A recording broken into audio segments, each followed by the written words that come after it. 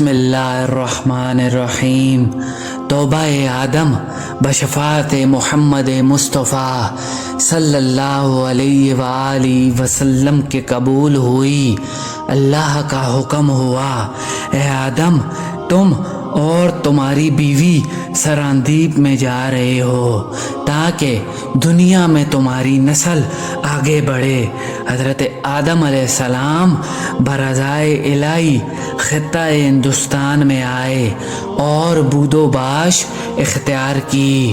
ایک روز جبرائیل علیہ السلام لوہے کے 7 ٹکڑے لے کر ان کے پاس آئے تاکہ ان کو آہن گیری سکھلا دیں۔ آگ کی ضرورت پڑی تو آواز آئی، اے جبرائیل آگ مالک دوزخ سے مانگ لے۔ جب جبرائیل نے آگ لا کر حضرت آدم علیہ السلام کو دی، گرمی و تپش سے ان کا ہاتھ جلا تو حضرت آدم علیہ السلام نے آگ کو زمین پر پھینک دیا۔ وہ آگ 7 طبق زمین کے چھید کر دوزخ میں چلی گئی۔ اسی طرح حضرت جبرائیل 7 دفعہ دوزخ سے آگ کو لائے لیکن پھر دوزخ میں جا داخل ہوئی۔ جب جبرائیل علیہ السلام آگ لانے میں عاجز رہے تب حق تعالیٰ کا ارشاد ہوا، اے آدم آپس میں پتھروں کو رگڑ کر آگ پیدا کر لو۔ حضرت آدم علیہ السلام نے 2 پتھروں کو آپس میں رگڑ کر آگ لگائی اور حضرت جبرائیل سے سیکھ کر کھیتی باڑی کا سامان تیار کیا۔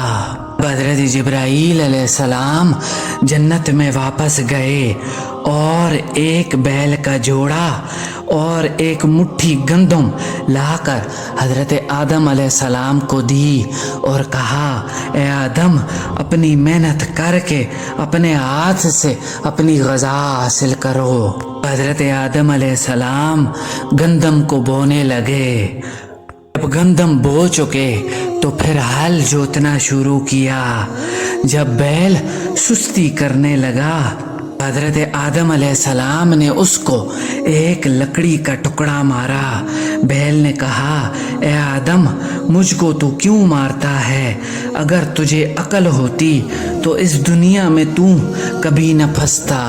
حضرت آدم علیہ السلام نے اس بات کو سن کر غصے میں آ کر بیل کو چھوڑ دیا اور خود وہاں سے چل دیے۔ حضرت جبرائیل حضرت آدم علیہ السلام کے پاس آئے اور کہا کہ اے آدم تم کہاں جاتے ہو؟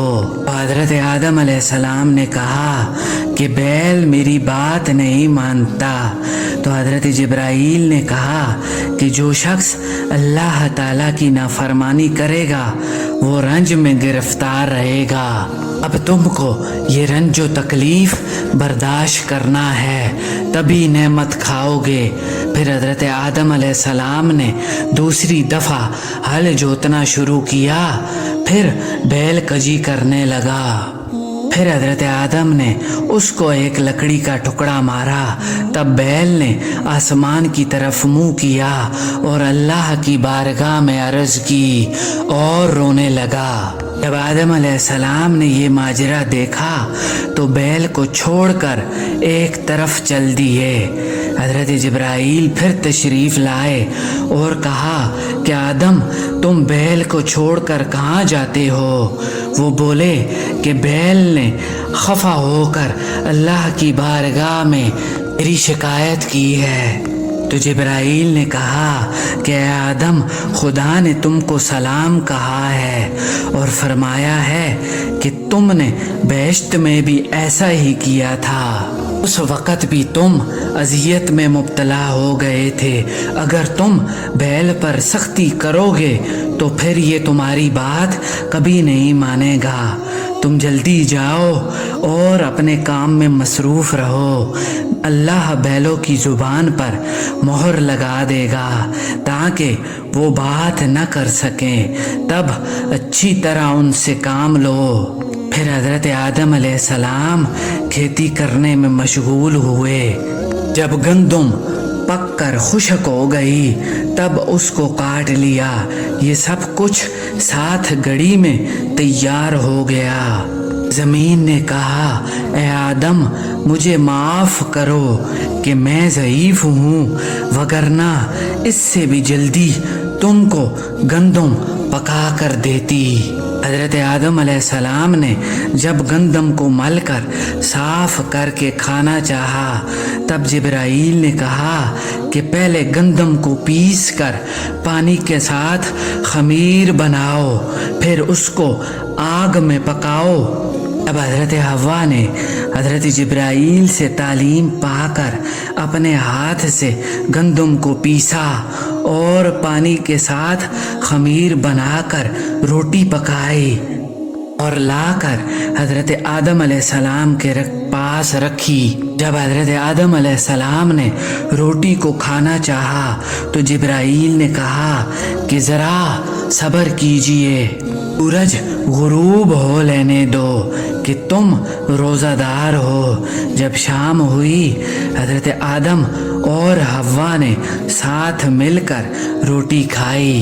پھر جب دوسرے روز کھانے کی تمنا ہوئی تو حضرت آدم علیہ السلام نے دیکھا کہ ان کے سینے پر ایک سیاہ دھبا نمودار ہوا اور بہت جلدی بڑھنے لگا، یہاں تک کہ ان کا آدھا جسم کالا ہو گیا۔ حضرت آدم علیہ السلام بہت ڈرے اور سوچنے لگے کہ شاید میں دوسری اذیت میں مبتلا ہو گیا ہوں۔ حضرت جبرائیل علیہ السلام آئے اور کہا، اے آدم آپ روزہ رکھو تاکہ روزہ کی برکت سے تمہارے جسم کی یہ سیاہی ختم ہو جائے۔ حضرت آدم علیہ السلام نے اس روز روزہ رکھا تو آپ کے بدن کی سیاہی ختم ہو گئی۔ دوسرے روز حضرت جبرائیل علیہ السلام پھر تشریف لائے اور کہا کہ اے آدم تم 2 روز اور روزہ رکھو تاکہ اللہ تعالیٰ تم کو شفائے کاملہ عطا فرمائے۔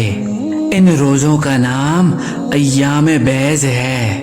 ہر مہینے کی 13ویں، 14ویں، 15ویں تاریخ حضرت آدم علیہ السلام پر اللہ تعالیٰ نے فرض کیے تھے۔ اس زمانے سے لے کر حضرت موسیٰ علیہ السلام کے زمانے تک ان پر عمل جاری رہا۔ پس جب حضرت آدم علیہ السلام خطہ ہندوستان میں آ کر رہنے لگے تو حضرت حوا کے ہاں ایک بیٹا اور ایک بیٹی پیدا ہوئی۔ اب انہوں نے بیٹے کا نام قابیل اور بیٹی کا نام اقلیمہ رکھا اور وہ بہت ہی خوبصورت تھی۔ اس کے بعد پھر حضرت حوا کے ہاں ایک بیٹا اور ایک بیٹی پیدا ہوئی۔ بیٹے کا نام حابیل اور بیٹی کا نام خازہ رکھا، مگر یہ بیٹی ان کی خوبصورت نہ تھی۔ واللہ اعلم بالصواب۔